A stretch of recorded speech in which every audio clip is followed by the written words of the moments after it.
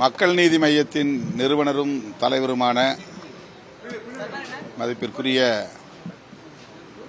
திரு கமல்ஹாசன் அவர்களை நேரிலே சந்தித்து விடுதலை சிறுத்தைகள் கட்சியின் சார்பில் எமது வாழ்த்துக்களை தெரிவித்தோம். மதசார்பற்ற முற்போக்கு கூட்டணியின் ஒரு அங்கமாக மக்கள் நீதி மய்யம் இணைந்து இயங்கி வருகிறது. திராவிட முன்னேற்றக் கழகத்தின் தலைமையிலான இந்த கூட்டணியின் சார்பில் மாநிலங்களவை உறுப்பினராக தேர்வாகியிருக்கிறார். வருகிற ஜூலை 25ஆம் தேதி மாநிலங்களவையில் அவர் பதவியேற்க இருக்கிறார். அந்த வகையில் அவரை மகிழ்ச்சியோடு நாங்கள் வரவேற்கவும் வாழ்த்தவும் கடமைப்பட்டிருக்கிறோம். இவ்வளவு நாட்கள் அவர் அயல் நாடுகளில் பயணத்தில் இருந்தார்.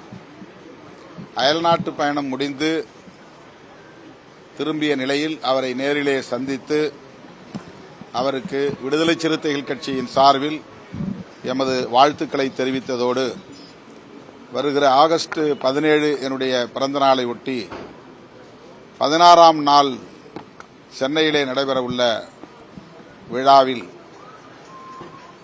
பங்கேற்க அழைப்பு விடுத்தோம். அதற்கு இசைவளித்திருக்கிறார். ஆகஸ்ட் 16 அன்று இரவு நடைபெறவிருக்கிற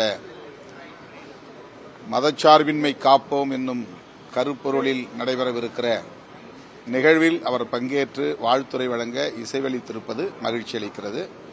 ஒரு மரியாதை நிமித்தமான சந்திப்பாக இந்த சந்திப்பு நடந்தேறியது. பதவியேற்கிறார்.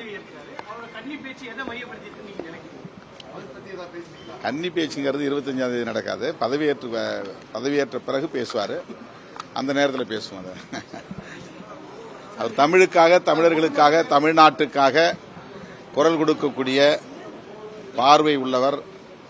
தேசிய அளவில் ஜனநாயக சக்திகளை ஒருங்கிணைக்க வேண்டும், மதச்சார்பின்மையை காப்பாற்ற வேண்டும் என்பதில் உறுதியாக இருக்கிறார்.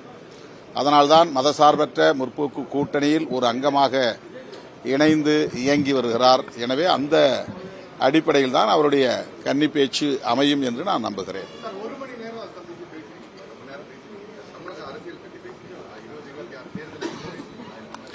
26 சட்டமன்ற பொதுத் தேர்தல் குறித்து நாங்கள் எதுவும் பேசவில்லை. பொதுவாக அவர் தேசிய அளவில் நாம் இணைந்து செயல்பட வேண்டிய தேவை குறித்து கருத்தியல் ரீதியாக சில கருத்துக்களை எங்களோடு பகிர்ந்து கொண்டார். நாம் ஏன் இணைந்து இயங்க வேண்டிய தேவை இருக்கிறது என்பது குறித்து நாங்கள் பரஸ்பரம் கருத்துக்களை பகிர்ந்து கொண்டோம். தமிழ்நாட்டில் அடுத்த வருஷம் எலெக்ஷன் ஆனாலும் ரொம்ப ஏர்லியாவே இந்த முறை அரசியல் சூடுபிடிக்க தொடங்கிடுச்சு, பிரச்சாரம் எல்லாம் தொடங்க ஆரம்பிச்சிட்டாங்க. இந்த 26 எலெக்ஷன் ஒரு புது எலெக்ஷன், ஒரு டஃப் எலெக்ஷனா இருக்கும்னு நீங்க பாக்குறீங்க? அந்த மாதிரியான ஒரு தோற்றம் உருவாக்கப்படுகிறது. ஆனால் அது உண்மை அல்ல.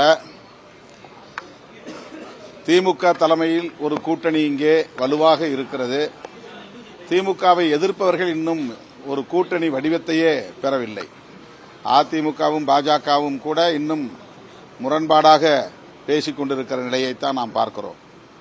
மற்ற கட்சிகள் எந்த கூட்டணியிலும் சேரவில்லை, கூட்டணியை உருவாக்குகிற முயற்சியிலும் ஈடுபடவில்லை. திமுகவை எதிர்க்கிற சக்திகள் சிதறி கிடக்கிறார்கள் என்பதுதான் உண்மை. ஆகவே திமுக தலைமையிலான கூட்டணி முதல்வர் அவர்கள் சொல்வதைப் போல ஓரணியில் தமிழ்நாடு என்கிற அடிப்படையில் வலுப்பெற்று வருகிறது.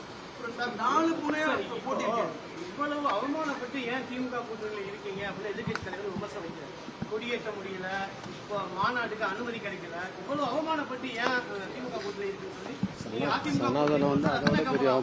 வரவேற்பேன் அப்படின்னு உங்களை மையப்படுத்தி இடதுசாரி மையப்படுத்தி இதுவெல்லாம் கூட்டணியில் திமுக தலைமையிலான கூட்டணியில் ஒரு குழப்பத்தை உருவாக்குவதற்கான முயற்சியை தவிர அதில் வேறு எந்த உண்மையும் இல்லை அல்லது வலுவான ஒரு வாதமும் இல்லை. கட்சி நெருக்கடிகளை சந்தித்துதான் வளர முடியும். அதிமுக ஆட்சியிலும் எங்களுக்கு நெருக்கடி இருந்தது. அதுபோல ஒவ்வொரு காலகட்டத்திலும் நெருக்கடிகளை சந்தித்து அங்குலம் அங்குலமாக நாங்கள் எங்களை வலுப்படுத்தி வந்திருக்கிறோம். இன்றைக்கு ஒரு அங்கீகாரத்தையும் பெற்றிருக்கிறோம். இதை பொதுவெளியில் நாங்கள் சொல்லுவதால் அவமானப்படுகிறோம் என்பதை போன்ற ஒரு தோற்றத்தை அவர்கள் ஏற்படுத்த முயற்சிக்கிறார்கள். அது உண்மை அல்ல. சார், ஒருவேளை நீங்க அவங்க எல்லாம் சொல்ற மாதிரி நீங்க ஒரு இலக்கு சீட்டை கேட்கறீங்க, திமுக தரல, நிர்பந்திக்கிறது, நீங்க வேற வழி இல்ல, நீங்க இதான் இருந்தாகணும், கொடுக்குற சீட்டை வாங்கி நீங்க போட்டி போடுவீங்களா? இது ரொம்ப யூகமான ஒரு கேள்வி.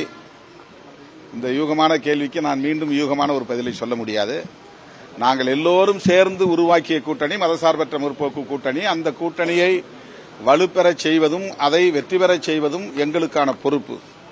அது திமுகவுக்கு மட்டுமுள்ள பொறுப்பு அல்ல. திமுக கூட்டணியில் அங்கம் வகிக்கக்கூடிய ஒவ்வொரு கட்சிக்கும் மக்கள் நீதி மய்யம் உட்பட அந்த கூட்டணியை வெற்றி பெற வைக்க வேண்டியது எங்கள் பொறுப்பு.